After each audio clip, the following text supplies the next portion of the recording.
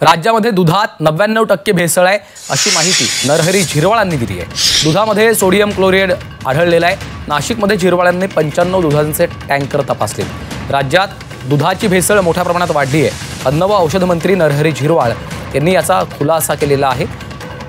चक्क अन्न औषध भेसळ कार्यशाळेमध्ये हा खुलासा केला आहे। त्यांनी गेल्या वेळी रमजान महिन्यात दुधाची मागणी वाढल्याने रात्री अचानक दूध टँकरची तपासणी सुरू केली। एकूण 90 ते 95 टँकर तपासले असता जवळपास सर्वच दुधात सोडियम क्लोराईड आढळलेला आहे असं देखील धक्कादायक माहिती आता समोर आली आहे।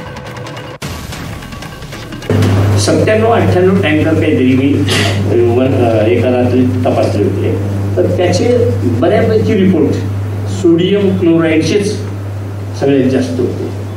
म्हणजे जवळपास 100% असं होईल तेव्हा ही एवढी मोठी भेसळ त्या ठिकाणी होते।